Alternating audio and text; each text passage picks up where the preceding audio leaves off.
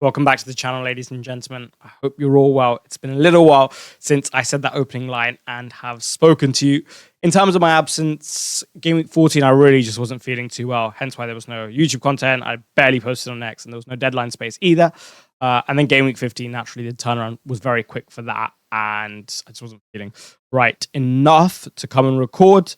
But I feel much better now. In terms of no transfer plans for this particular game week, I had double United mids plus a captain, so I thought I'd delay it until Monday, and then realized I'll probably just say the same things in Wednesday, Thursdays, and Friday's video, so I may as well just leave it, and we can return to a normal schedule from here. So that's why, and it's a nice entry point to come back, as it is my birthday as well. In terms of the team that you see on screen, we will get into all of that, and there's a lot to discuss, especially with the addition of 5 free transfers tomorrow in team selection.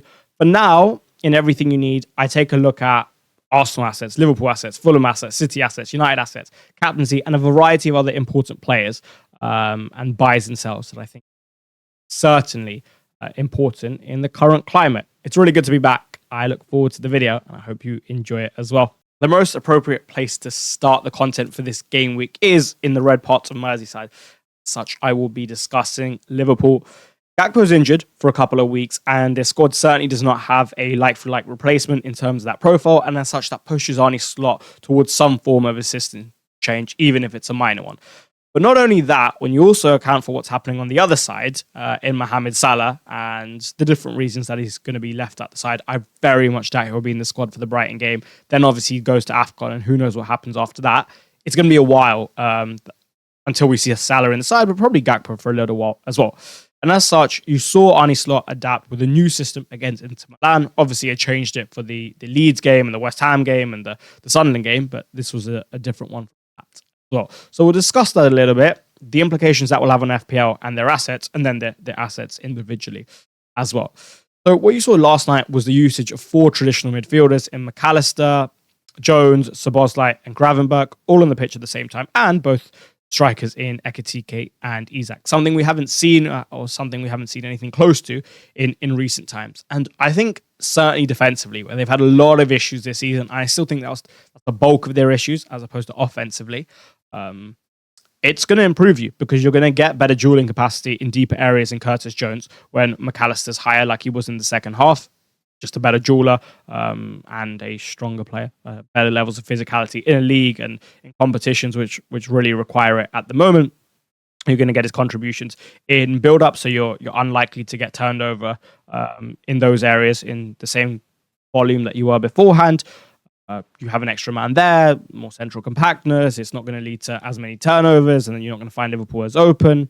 You're using Joe Gomez as right back, for example, in that game, and Conor Bradley suspended for the game against Brighton. So again, maybe you won't find Gomez as high, and you can't hurt them in that way because there's not as much space. So from a defensive standpoint, I'm going to go on and on. So from a defensive standpoint, I think it's certainly a good thing, and it'll certainly shore them up. Another thing is you don't have Salah, which off the ball certainly helps you given the lack of defensive work rate, given the system, at least the prior system, let him cheat.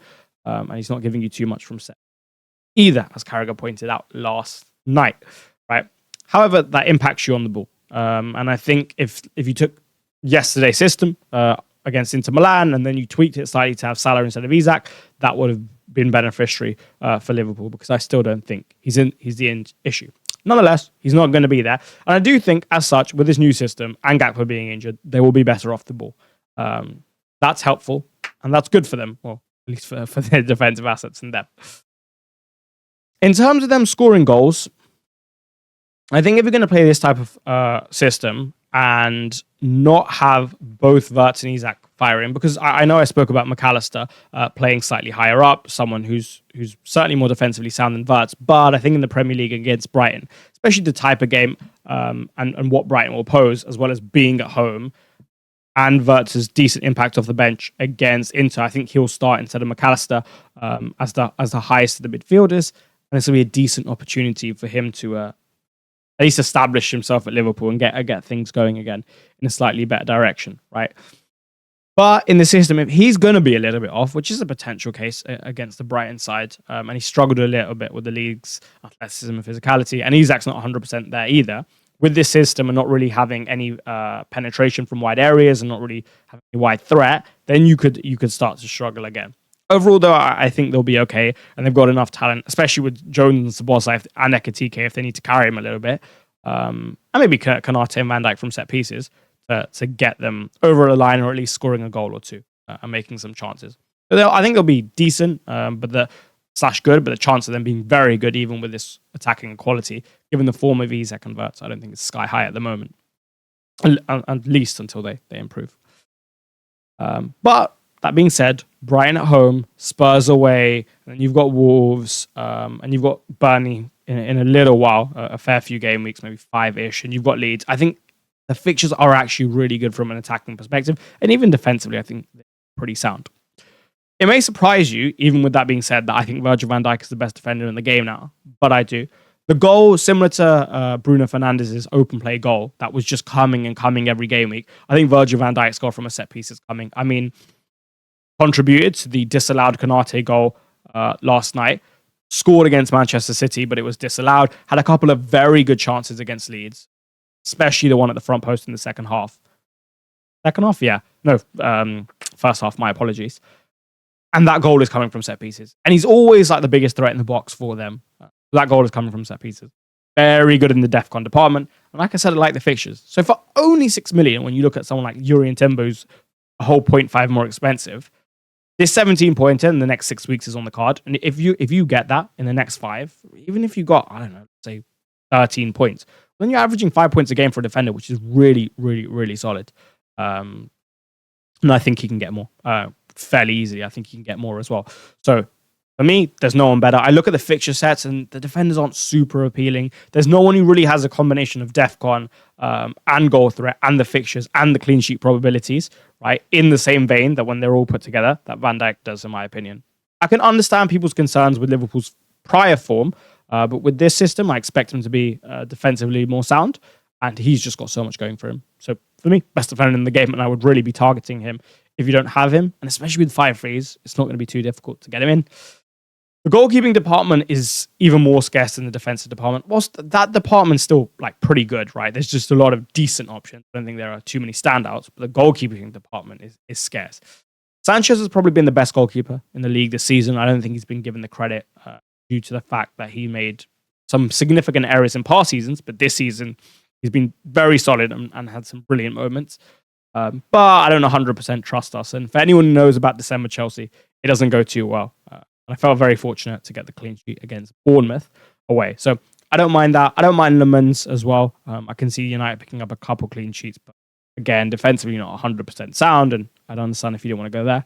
The good thing about Alisson is even though you're paying 5.4, traditionally when you pay a premium price from a premium team, you're not going to get saves. But Liverpool probably still concede enough shots whereby he can get some saves, maybe creeping into some bonus. Who knows, that long kick to give him an assist from a corner. Or who knows, maybe he'll go up again like West Brom and score a goal. But as far as things go, in what is a category that's not looking particularly appealing, I quite like it. And I wouldn't mind a double up as long as you're very comfortable locking yourself out of an attacking and double up in Szoboszlai and Ekitike, missing one of them, /Isak, if things turn and you know that could be a potential opportunity down the line. Right? I really don't mind it at all. And I actually think it's a very good play. In terms of one of my favorite assets, and obviously you guys didn't get to see this, I spoke about him a lot in the community, but it was in the 2-week period where I wasn't really producing content. I really, really, really like Dominic Szoboszlai, hence why I brought him in a couple of weeks ago. Bruno Fernandes we'll get onto later in this video, but I did tweet out prior to the Wolves game that I think he's the best asset in the game, and Szoboszlai is a mini version of him. They both have perfect expected minutes. Wonderful. They're both good on DEFCON. Bruno's a bit better because Szoboszlai's mainly come in those bigger games. But against Spurs or Brighton, I can see him getting it. And maybe he has, I'm not sure, maybe he has more DEFCONs, but I think they're a bit more concentrated. And you want it a little bit more spread. You want someone who's getting closer to 12 and 12 and 12 every game, as opposed to 20 and 7, 20 and 7, at least in my opinion. But still, he's got DEFCON going for him. He's got enough quality to get goals from open play, albeit his position not super great. He's got the same with assists. He's got set pieces like Bruno, and that too, he's a very good set piece taker. The free kicks included, not just the corners and the crosses from wide free kicks. And He's got penalties when Isak's not on the pitch, and who knows, maybe he'll have him when Isak's on the pitch, albeit I expect the Swede to pull rank if he's there. And he's good on the bonus system, very good on the bonus system when he returns. So he's got all the same things as Bruno. I would just say the likelihood of an open play goal isn't as high. Likewise with an assist, he's just not got the same attacking quality as Bruno while still being good. And he may not have penalties full time when Isak's on the pitch. But for 6-6, I certainly think the attacking returns are coming. He's been unfortunate at times this season. And if you look at his past results when it comes to output, they are ones which don't really align with someone like him having 1 goal and 1 assist, or now 2 goals and 1 assist in, 15 games. So I think he's got some catching up to do. We'll do that in this period. Another thing is, as many Liverpool fans will tell you, this is a future Liverpool captain, right? This really is captain material. These type of players tend to step up when times get tough. So for me, very, very good asset. Set and forget for a long, long, long time. Lovely for floor associated when he's playing well in the final third. And then, like I spoke about, if you wanted to go Ekitike now, I really wouldn't mind it. I can see him scoring a couple against Brighton, a couple against Spurs, and then they've got some particularly attractive fixtures after that, especially in Wolves in 18, who we will come on to a little bit later, because they are the team to target. But Ekitike, every time I watch him, I'm really impressed. He's really, really sharp. Isak looks far, far off it compared to him. He's fairly affordable. So if you wanted to move off Mateta and go there, I like it. And I don't mind going so early. Would I want to have both Szoboszlai and Ekitike at the moment? Probably not. I probably wouldn't want to double up. So I'd pick one, and I'd pick Szoboszlai at the moment. But I do not mind it in the slightest. You just have to be slightly concerned that maybe he opts for a formation which consists of Wirtz, McAllister, and Isak at some point, as opposed to Ekitike. And Ekitike is prone to that hook if he ever just wants to continue with the one strike formation and bring Isak off the bench for him around the 60th minute. But that shouldn't be too. And then lastly, like I said many times, defensively, poor. Press, poor. Build up, pretty poor as well. But certain things in the final third, I thought they've been quite unlucky with regards to that this season. And I think some bad finishing has tinted the media opinion and made it much harsher on them than the performance actually warrant. I don't think they've been good, but I don't think they've been as bad as people say. And a bit of luck, like they got against Inter Milan last night, which was a big slice of luck, because that's never, ever a penalty. Like, never a penalty. You don't even have to have played football once, you have to know it's not a penalty. That's the type of moment that just can swing it your way. Because when you're not really expecting that type of thing, especially given the disallowed a goal earlier, which I don't have too much of an opinion, that type of moment, especially after all the drama that's happened, it might just be the catalyst for something big happening. And it often goes this way. Something big happens, bad happens. It looks like it's all going against you again and again and again. And then finally, it just turns out of nowhere. And no one's really expecting that to be given. It was just a bit of a nothing moment, right? That turned into something. So maybe that's the turning point, because I do think they've got unlucky at times this season. And luck certainly has a big, big part to play in life and FPL, as I'm sure you know. So don't write them off, because I think their assets are going to come very good. And I think they are very good right now. That was one of the longest sections I've done on an individual team. And from one red team to the other, the leading ones at the moment, just about following that brilliant game at Villa Park, which I very much enjoyed, especially that Buendia goal. And the cash goal as well to wipe the clean sheet. Arsenal assets. The Champions League tonight against Club Brugge will give us a lot of information. Because I think a very common opinion that many people have, as I do, is that this is a potential game where the expected minutes could get very tricky. Let's say, as an example, you want Bukayo Saka and you want Declan Rice. But there is a wild and fairly realistic chance that they play 65, and then Madueke comes on. And maybe he starts with Eze and Odegaard in the middle, and Rice is the 6, so Zubimendi comes on for Rice. And maybe you want to punt on, and let's just say, as an example, Trossard starts on the left, and then Martinelli comes on. And let's say Marino starts up top, and then Gyökeres comes on. And he just makes like 4 or 5 attacking substitutions around the 65th, 75th minute, and also cruising 3-0, but the returns are all spread, right? That's very probable, possible, not probable, it's very possible when you consider the spread of output, Arsenal, the type of players they have, the amount of depth they have, how Arteta's certainly changed in wanting to protect them a little bit more following what's happened in previous seasons, especially with Saka. So there's that to consider. And we will certainly consider that and have more information about what the minutes are likely to look like after the Club Brugge game, right? That being said, Monday Night Football, Wolves versus Manchester United, that was the worst Premier League performance of the season, in my opinion. Obviously, they're having a really good, really rough time at the moment, Wolves, and there's no need to slam them repeatedly, but all things considered, worst performance of the season, in my opinion. If that was City and they were a bit more ruthless on the day, I think they could have scored 10, and I mean that. Some of the things that I saw between the 45th and 55th minute, I honestly couldn't believe it. And if United were more ruthless on the day, could have scored 7 or 8. I mean, Cunha could have scored 10 alone. I think he had about 9 shots. And then you're going to take that, and now you're going to be away from home, and you're going to play against a better team. Whether it's a better attack for that particular game, I'm not sure. Because Cunha, Mount, Mbeumo, Bruno, Ahmad, one of the best in the league. And in that type of game, might even be better than Arsenal, honestly. But they're going to make chances, and they'll have no less than, I say, 5 big chances in the game. Right? There's goals. There's really is goals on offer. If Saka looks like he's starting, not only do you probably have to buy him, probably want to captain him as well, because the ceiling's just there with that type of game. And we'll look at some other captaincy options, but it just looks so good for it, especially the floor. Like, let's say you bet against him, right? The probability of him not returning at least once. When he looked very sharp against Villa, and I thought I got lucky that I sold him over Salah and he only got 4 points. I thought the performance was warranting of more. And he was close to getting bonus before that yellow card as well. The floor is just too high. The ceiling's just too high. For me, with the performances that he's been putting up, with what we know he can do, I think the output is not that he's currently got is not reflective of his performances this season, nor is it reflective of the player that he is. And I think goals are coming.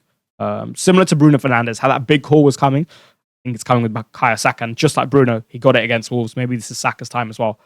And when you have 5 frees, difficult to justify, in my opinion, not getting. And stuff like Everton away in the fixtures they have after, they're not easy, but they're the type that I can imagine Saka stepping up in. And a couple of the matchups I don't mind either at all. So I really like him. I really like him for this game week, and he'll almost definitely be coming in for me. Declan Rice, I think, has been a misstep on the community's part, including mine as well. The more I thought about it, the more and more I liked him as an actor. Let's start from an FPL perspective. Yes, you can have the mental image of Rice as Declan Rice as a number 6, maybe even part of the double pivot, being the more advanced part of the pivot. But he's not. He really is nowadays a box-to-box midfielder. And just because he has all these amazing defensive qualities doesn't mean it should necessarily overshadow in our mind the offensive qualities that he's got. And he really is being used, for the most part, as a box-to-box midfielder who has the license to get into these final third positions very often and not just crash the box like Enzo, but also station himself in the pockets between the lines as well. And in an increasing amount, maybe week by week, as he gets better and better and better and used to this role, because he's still fairly new to it, even if it's been a couple of years, he's getting better and better in these positions and technically in this aspect. But for me, goals are just more and more likely to come, and we will see a Declan Rice hit a level where he's a better goal scorer than he is now, and that's reflected in the output. You've got the same thing with assists, and he's got the ability to get assists from set pieces. That is dramatically gone down without Saliba and Gabriel, who I think are massive blows to them in every single way, in huge ways to losing them. So that's gone massively down, but it's still there and it still exists and it's still good from set pieces, right? So you've got that. Then you've also got his ability on DEFCON and how good he is on the bonus system when he returns, or even if he just gets a bunch of DEFCON. He's fairly cheap. Arsenal also are one of the better defenses in the league. The reason I don't say the best defense in the league is they're the best defense in the league when Saliba and Gabriel are there. Without them, I'm not 100% sure if they are the best, but still, top 3 at least. Right? So he's got that clean sheet point coming in on a basis that's more regular than the midfielders. And if you're wondering why I pause, it's because my phone's currently ringing. So that's that, right? Then I look at him, the player, and there are certain players you can kind of just expect what they're going to do season on season on season. You don't expect too much of an improvement. You don't expect too much of a regression. you just expect him to kind of continue in the same vein. He's not that type. His personality doesn't suggest that. The interviews that I've seen of him, the ambition that comes across, it doesn't suggest that. The way Arteta sees him and how he's spoken about him and the role he plays him in doesn't suggest that. So I think this is a guy who's ready to just blast off into the next level. And I think that comes through goals and assists. All of that is to say, I think he's a very, very, very good asset that has been largely underappreciated, and I'm very keen on him. Obviously, he's not traveling to Belgium for the game because he's not well, but if there's a hint that we get at least a 75-minute rise with the fixtures coming up, I really like the option. I really, really like the option. Hincapié, Timber and Raya, you may gather that I'm not as keen on the Arsenal defence and haven't been for a while because I just think that the drop-off between Gabriel and Saliba to, let's say, Hincapié and Timber at centre-back is just immense. Albeit, White at right-back, as I've said many times and a long time ago, is my preference. I think the drop-off at centre-back is just too big for you to view the defence in anywhere close to the same light. So that's that. After Wolves, the fixtures aren't easy. Like, for example, going away to Everton, when they do, will not be easy. Clean sheets may be tough to come by, right? Timber and Hincapié are still pretty decent with DEFCON, so that helps. But the attacking threat from set pieces is not replicated in terms of what you got from Saliba, but particularly Gabriel. I'm not so high on them, especially when Timber's 6'5". You're not 100% sure you're getting DEFCON. I don't think I love it. The price maybe in combination with DEFCON and also the tough fixtures. So I'd be quite happy to go without him. Raya, I mean, if you watch my content, you know my view. I don't like paying that much for a keeper because these premium keepers, you don't face that many shots. They're never really going to get those big scores. For example, that Sanchez 10-pointer, let's say Raya gets 2 clean sheets, right? And Sanchez just follows it up with the 2. They're basically going to get the same score, and Raya's got twice the number of clean sheets that he has, right? And especially if you start to do that over a long run, it can get a bit frustrating. Ideally, you want the keeper that's a bit cheaper or significantly cheaper, that's going to keep a clean sheet. And when he does so, it's probably going to get saves as well to move him into those bonus points and get save points. So, yeah, I really don't like that. And with the 5-3s, if you wanted to restructure to get him out after Wolves, I'm all on board. Hincapié is the one I like the most because he's the cheapest. And you expect him to stay at centre-back for a while. And I don't really have too much of a quarrel with him. I just think the fixtures after aren't too easy. And you're not 100% sure he's going to get DEFCON. Small sample size. The other guys, Eze, in this, I mean, if he gets 90 minutes for this game, with how explosive a player he is, this could be an amazing differential to have. Same with Marino. Not the same extent with Odegaard and Gyökeres, but it's still an option. And all I would say is just stay open-minded to these guys because you never know. If they do look like they're going to get 90 minutes with 5-3s against this Wolves side, might not be a bad time to take a little upside risk. I've discussed 2 of what most people see as the top 3. Then we can complete the trio by moving on to Manchester City. Before we get onto the players, for me, the fixtures that are coming up are tougher than the FDR, and the general media opinion would suggest. I mean, you've got Palace away. This is a bit of a grudge match nowadays, especially like following the FA Cup and what Glasner said in the press conferences about like how he'll be ready this time and he'll find a solution and so on, and what's happened. So I think this is a little bit more of a grudge match than is maybe being led on at the moment. That's that. And then the games coming up, for example, West Ham. I understand the appeal and I understand why it's a 2 on the FDR. But Nuno in the last 2 games, away at United and away at Brighton, I think these are the 2 games which show me that he's got a much better grasp and understanding and feel for his squad now. And he started to really put his own stamp on it. And they've been much harder to beat and much harder to break down. I mean, Brighton didn't have too much. United didn't have too much. And I think in that regard, they should only get better, one would assume, right?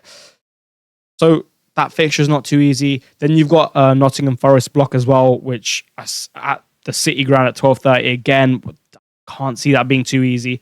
You pretty much know how Dyche is going to set up there. And okay, yeah, fine. They had a bad outing at Everton. Prior to that, though, they've been very good, or at least significantly better under Dyche. And then even Sunderland. I mean, Sunderland have shown many a time this season that they can be hard to beat. Obviously, they'll be a bit weaker. They'll lose a lot of players to AFCON. But again, it's away, so I don't think it'll be too easy. Then after that, Chelsea, Brighton, I don't mind it. But just before that, I don't think the games are as easy, especially for Haaland and the matchups that he's going to have as it's made out to be. Now, as such, I don't think Haaland's essential, even close to it, especially because outside of GameWeek17, I don't think you'll captain him. I mean, you'll probably go Saka or Bruno this week. Don't think you'll captain him 12:30 away to Forest, especially when Liverpool, if you have one of their assets, have Wolves at home. Probably won't do 19. Probably won't do 19 either if Sunderland is still in good form and he's away there. And who knows, at some point he's got to get rested, right? I mean, he's going to start the Real Madrid game. He'll probably start the Palace game given the magnitude of it. Maybe he just plays every game. And I know there's a little break, potential break midweek against Brentford, but quarterfinal, you maybe see him start that as well. I wouldn't be surprised if at some point he got a rest, especially because Marmoush is going to AFCON. So after that, it's very difficult to rest him. So I don't know. I wouldn't be surprised if at some point it's a forced rest. And that's that. In terms of the strategies that open up by not having him, there's a couple. One is just buying really expensive players in pretty much every position, and then just having a typical structure. That's not really my preference. The only other one that I can consider is having 8 attackers, spreading the funds, having a variety of good defenders, and again, spreading the funds a little bit more, and preparing for the congested period in that fashion, allowing you to not only rotate defenders if need be, but rotate attackers, allow you to hop on, hop off a little bit more with maybe some money in the bank. That I don't mind, right? And the good thing about this strategy is, especially if you keep your transfers, you can constantly target the fixtures. For example, this week, Arsenal, double attack. You move the Eze, Odegaard, Rice spot into the team who have Wolves next, and then Liverpool and 18 who have Wolves, for example, right? And I think that strategy with 5 frees and the fact that you may have enough depth to combat any injuries that you or suspensions you may get may actually be a pretty decent idea. I'm not too high on him at the moment. I can see him doing well, but if I'm not going to captain him, I don't think it's going to be the end of the world. Foden, on the other hand, I have absolutely nothing to say about him. Looks unbelievably good at the moment. I mean, his performances early in the season were really good, really mature, really good in all phases. And now he's got goals and assists to go with it. Super high seeding player, which is wonderful in a season where we haven't had too many of those. So, only good things to say. I don't like the defenders, though. The goalkeeper, I can get on board with a little bit more. They concede enough shots where he can get some saves and get a haul, especially if Haaland's not scoring as many and City aren't scoring as many. It's easy to get into those bonus points. So that I don't mind. But Gvardiol, yes, you have that set piece threat, but he's really not very good on DEFCON. I think that's just such a big factor in the game now. City have been conceding chances in pretty much every game, and I'm very fortunate to keep a clean sheet against Sunderland. They obviously lost theirs against Leeds. They lost theirs very comfortably away at Fulham. And defensively, their setup isn't great either. I expect this vein of them conceding chances to continue. And then Nico O'Reilly, yeah, I get it. Open play attacking threat. But he's not Munoz in the sense that the role's not as good as Munoz is. And the clean sheet likelihood is probably not as good as Munoz is either. And he doesn't have the DEFCON that Munoz can. So I wouldn't go for either of them personally. Especially in this period, I'd stay away. Maybe one rest for both of them at some point. But Donnarumma, I don't mind. These guys are becoming increasingly popular, and that is Fulham Assets. And it's understandable when you see 222 and there's bright green spots on the FDR, which everyone likes, especially when they own. However, whilst it does go 222 on the FDR, and it is bright green, I think those fixtures are a little bit overrated. Wolves aside, I really don't see any fixtures at the moment. Maybe Burnley, when you have them, when you're at home to them, that are particularly attractive as well, especially with Leeds' system change and what they've been doing from that standpoint.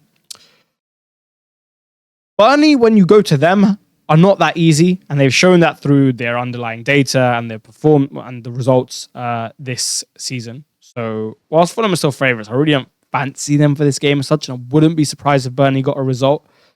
Then you lose Chukwueze and Iwobi for AFCON, which is a big blow and hurts your attack. And then, similar to City, you come up against Forest block and West Ham's block and then Palace's block. All difficult, all quite difficult. And especially with Chukwueze, you don't have as good weapons, and Robinson's injury, which seems to be very long-term at the moment, to break them down as well. And they just haven't been that good this season. I don't think we've been getting what we're used to expecting with Fulham. I think the performances have been one notch below.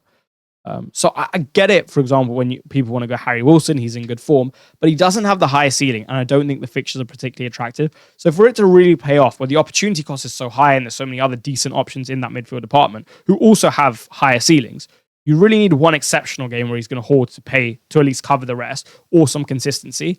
I think the consistency is going to be difficult in terms of returning game after game after game with the option, with the attacking dynamics of Fulham currently and the fixtures. One haul in a game is more likely, but I wouldn't particularly want to bet on it. So I think the FDR are slightly misleading. I think there are better options with higher ceilings and who are more likely to be consistent elsewhere. These guys also don't have the defensive side like the DEFCON going for them. Probably just leave it from an attacking POV. Anderson, I understand. I own him. I'm not going to sell him. I still don't think he's as good as it looks in these games, but like I'm okay with him. And I wouldn't be surprised, if he got some clean sheet DEFCON bonus in a game. But if Wilson or Raul were to do particularly well over the period and outscore some of their alternatives, I wouldn't say I'd be surprised. I just don't think it's as likely as people make it out to be. The last team I will discuss individually before moving on to captaincy on the same side, because it follows quite nicely into it, is Manchester United Assets. And I really do think they might just be the meta. I said it earlier in the video, and I will say it again. Bruno Fernandes, for me, is the best asset in the game. He's the only player to have everything, right? Goals from open play, penalties, assists from open play, and the quality to reliably get them, set pieces, perfect minutes, DEFCON, brilliant on the bonus when he returns. He's the only player to have every single one of those, right? And not really lack in any of those departments, right? For example, I called Szoboszlai the mini version of him. But Szoboszlai's open play goal threat isn't probably as good as Bruno's because Bruno's is just of a higher quality attacker, while Szoboszlai is still very good. Likewise with assists. He also doesn't have penalties. He's also not as consistent in DEFCON as Bruno, I would say, even if he can get maybe more in a particular game. There's no one like him, right? Even Erling Haaland, he doesn't have the DEFCON. He's not a mid, so he doesn't get that extra point for a goal. He doesn't have that route to that clean sheet point. And he's not as good on bonus, for example, when he returns. Like, okay, when he scores, yeah, but when he gets an assist, no, not so much at all. And Bruno's obviously like 5 more cheaper. But for me, this is the best asset in the game. If you don't own him with 5 frees, this is the number one priority. I like the Bournemouth home fixture. There's goals in this game for both sides. And if one of them scores early and another one responds, you could get a game which is a bit more of a blow-to-blow type of game, which is wonderful for FPL attacking asset. And if someone told me this game ended up 3-1 to a side, I wouldn't be that surprised. I'd be surprised if there were less than 3 goals in this game. But anything less than 2, then I'd be very, very, very surprised. So there's goals here. And he's just so good even when he gets run. And he's still pretty cheap right now, and I can imagine his price is going up and up and up and up if he returns again, similar to how Foden did. So easy buy for me. Cunha, the haul looks like it's coming. And weirdly, whilst it won't help them as a team, I don't think, losing Mbeumo and Ahmad on that right-hand side, to me, when I look at this guy, this is very much someone who thrives when he is the superstar. And when it's a little bit more spread out, and you also have Bruno Fernandes, like Bruno's got any sort of ego to like and dominate him and take that role, but it's just how big of a player and personality he is at the club. I don't think he performs as well when he's not the superstar. I think when you give him the responsibility at Wolves and tell him, okay, here's the ball, hit again and again and again, you're the guy, we'll supply you, go and win me the game, right? I think you can see the difference in body language between his time at Wolves and his time now. There could be other factors, of course, as well, but I do think there is an element of that to it. With Ahmad going and Mbeumo going, the onus very much now falls on Bruno and Cunha and also Mount to really step up. And I think that may benefit him. Going back to a football perspective, the haul's coming. Like, if you look at the performance against Wolves, I think this was a really, really important game for him. It just allowed him to get into his stride a little bit more, take a lot more shots like he used to at Wolves, and just get a bit more of a feel for the game, be a bit more comfortable in the game, have more good moments. Yeah, the finishing wasn't great on the day, but it was better than, his performance was better than what it had been in the past, right? And let's say you were to get a goal against Bournemouth. With the increased responsibility in the future games, it's probably going to be allowed, quote unquote, and encouraged, probably being a better word, to take more of the ball and try more things with Mbeumo and Ahmad out, especially if they're struggling in a moment. That's great for him. We also know he's a super high ceiling player. Like, when he gets going, and if he gets going, this guy's going to be an unbelievable asset for the price, right? He's going to be like Foden, right? Especially when you consider the role. So I like it. I wouldn't necessarily go here before the Bournemouth game, but he'd be very much on the radar. And if he has a game against Bournemouth where his swagger looks like it's back a bit, and I'd say more that than the performance. Like, if you see him smiling and almost sometimes a bit angry and wanting the ball and demanding the ball, you get that Cunha back, snap him up. I think he could be amazing, similar to Foden, and you could see that burst coming. Because just like Foden was bubbling and then popped. This isn't the exact same because the performances certainly haven't been of the same quality, but you know what you've got in him. Softer signs, but signs nonetheless. The AFCON impact I've spoken about. I think Lamens is one of the underrated goalkeeping options. Him, Alisson, Donnarumma, Sanchez, probably my favorite top four. It's just something to consider. But I don't 100% trust it. I do get it. But I don't think the fixture's too bad for him to return a 10-pointer like weekend. Captaincy in a grudge game away at Palace is probably going to be really tough. And they'll be tied as well. Obviously, Palace will be tied, and they play Thursday instead of Wednesday. But like, their fixture isn't Real Madrid away, with all due respect. I would expect that the game should be hard for City, and I wouldn't captain Haaland or Foden as such, not just because of their own scores, but then you look at their alternatives. Saka is very much dependent on expected minutes. If it's good to go, if it looks like even 75 plus with the fixture, I think he's good to go. Anything lower than that, then I think Bruno Fernandes certainly comes into the equation. More likely to hit that higher ceiling, just generally speaking, not so much this fixture, but generally speaking. Probably a higher floor as well. So you've got that safety aspect to it. So yeah, we'll see we'll see what minutes and how things unfold against Club Brugge. We'll interpret Saka's expected minutes, and from there, I think it'll be easiest to decide Saka or Bruno for the captaincy. But for me, it'd be one of those two. I don't mind a left field shout on Cunha. I can see the haul coming, and he's got a high ceiling, so I don't mind it.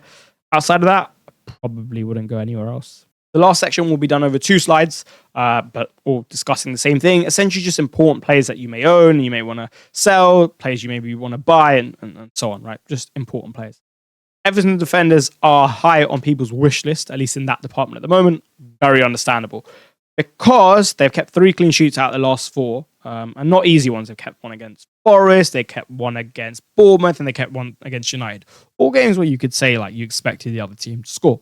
So that's really good. They also have a history of doing really well in this department, especially Jordan Pickford coming up trumps with points, and that's why he's been the best goalkeeper for a couple seasons now, and finds himself a number 1 again.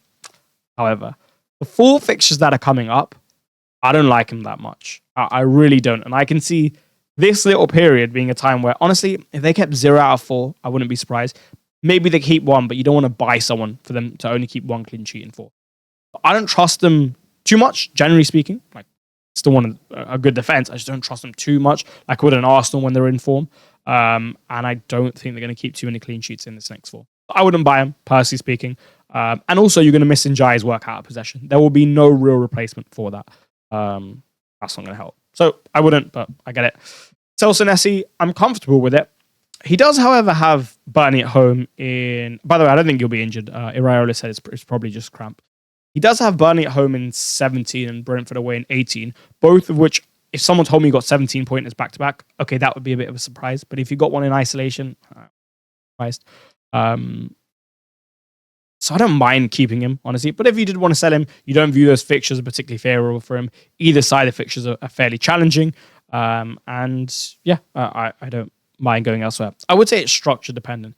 If it's possible to bench him this week, then I really don't mind keeping him for 17 and 8.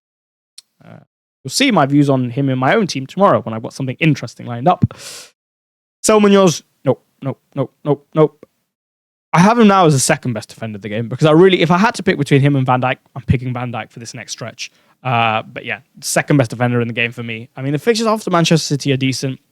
Yeah, he's had this knee injury. I think he'll be back for City. I think it's a nice time for him to get a bit of rest as well. And as such, as long as the knee injury's fine, I think he'll just be up and down that flank every single game for 90 minutes. Some DEFCON chances, maybe 1 in every 4 games-ish. 1 in every 5 games-ish. Goals, assists, clean sheet potential, good on the bonus. Easy set and forget for me. A super high upside player, and that 1 haul can cover a lot of good work that other defenders would do just because they're exceptional on DEFCON. Like Senesi, for example. So no, under no circumstance would I sell him unless he's going to be out for... I looked at it and I thought he'd have to be out for about 4 game weeks. Even if he's out for 3, I'll consider keeping him. That's about maybe the borderline. But if he's out for, let's say, City and Leeds, still keeping him easy. You may have value tied up in him, and he's just such a good defender. In terms of buying him, I'm not opposed to it. If you want to do it this week, I really wouldn't be surprised if you got an attack and return against City. Clean sheet, maybe. Probably not, but maybe. But yeah, I definitely wouldn't sell him if he looks like he's going to be back anytime soon. Lastly, the second version of this slide, Semenyo. For me, this is more of a buy than a sell. I mean, United away from an attacking perspective, especially for Semenyo, type of game he'd get returning. Burnley at home, Brentford away. Even the ones after that, they're not great from a defensive perspective, but attacking, yeah, for sure. For him, in these slightly bigger games, yeah, he likes them. Shown that last season. So when he plays 90 minutes, he isn't in Europe. He'll be good on the bonus system-ish when he returns. I like it. I think he's more of a buy than a sell. I get it. Like, obviously, he hasn't returned in a long time. But soft signs are there that it's coming, and he's been a little bit unfortunate not to get any return in the last, let's say, 6 games. So yeah, if you wanted to buy him, I get it. I really wouldn't sell him, though, if you owned. I get it if there's someone else that you really, really, really, really want and he blocks, but okay, let's take Bruno, Szoboszlai, Saka, Foden. He could probably take that 5th spot. Like, yeah, unless you really want Rice, but you may not really want Szoboszlai or the sort. And Szoboszlai could probably wait a week if you got Semenyo. See how Semenyo does. So yeah, I would keep him in most cases. Minter, I mean, this is probably my least favorite popular asset in the game. There's no one who's more popular that I like less than Yankuba Minter. For me, it's just a lack of goal threat that we see in game after game after game because of his, I personally think, mental block in the final third that really limits his ceiling. And Brighton so often do this where they go on a really good run of form that no one really sees coming, and then they just collapse afterwards with a mini collapse. And then they'll go on a really good run of form and the cycle repeats itself. We've seen it so many times now since Ursula's come in, and I wouldn't be surprised at this. Obviously, they concede 4 against Villa and lose. Then they draw against West Ham. I wouldn't be surprised if Liverpool beat them as well. So for me, I'm very comfortable selling him. Okay, you may get an assist, just a 5-pointer. I don't want to be limited in my midfield zone, especially when he's not a DEFCON player. And lastly, from mids to the forwards, Mateta is really interesting. He's he's on the chopping block, but whether the axe comes down, it's going to be a very close call. I would very much like to see how many minutes he gets on Thursday. I just hope Glasner benches him. Like, he's not going to. But just give him one race. They should be able to beat a Conference League team, with all due respect, without him. Give him the rest. Let him be fresh for City, because I think he can cause that City defense big problems. And he's done it in the past, right? He causes big teams big problems because how good he is and the skill set he has. And before the games, I had the same view, and obviously didn't have much against Fulham apart from that one chance. But I like the City fixture for the stylistic matchup and the fact that it's at home as well. And maybe he'll be a little bit better rested for this game, depending on what happens on Thursday night. And I wouldn't be surprised if he scored. It's a Mateta type of game to score. So we'll see, but I think maybe you just give him one more week, especially when you consider that I don't really like the Brentford Leeds fixture for Thiago. I mean, he looks sharp, right? Like, even against Spurs, he doesn't return, but certainly looks sharp, could have easily had one. But what Leeds are doing now, their new system with the 3 at the back, and how much better they look with it against City, against Chelsea, against Liverpool at times. I don't love him for this game week, and he's been somewhat reliant on penalties, and maybe that trend just doesn't keep continuing, right? So I really like him in 17 against Wolves, but in terms of making the switch this week, I think you can wait 1 week and see what happens. Bowen, obviously I own him myself. I really, really like him as a pickup. 90 minutes over this period, every game. So set and forget, you don't need to touch it. You know that if you score, there's a very good chance he's getting 3 bonus. Not just 2, but 3. A very good chance. A quality and consistent player that has shown time and time again that you're going to get X amount of output from him, right? And at the moment, the output, it's well below where, well, not well, but fairly a decent bit below where it usually is. And in this period with these fixtures, I can see him coming up good. He's also shown in the past he's streaky. Look at last season, had a stretch like early middle season-ish where he went on a run, and then late season he went game after game after game. I think this might be the start of the Bowen run as well. And with West Ham playing better, I really like him. So he could be a set and forget for you as well, and someone that I think could be good value. That is all she wrote for this one, ladies and gentlemen. It's lovely to be back. I certainly did enjoy that. It felt like a while since the last time that I had sat in this chair and recorded. I hope you enjoyed. If you did, a like, a hyper subscribe, all would be greatly appreciated. I will see you at a similar time tomorrow for team selection. And anytime, have a terrific day. Goodbye.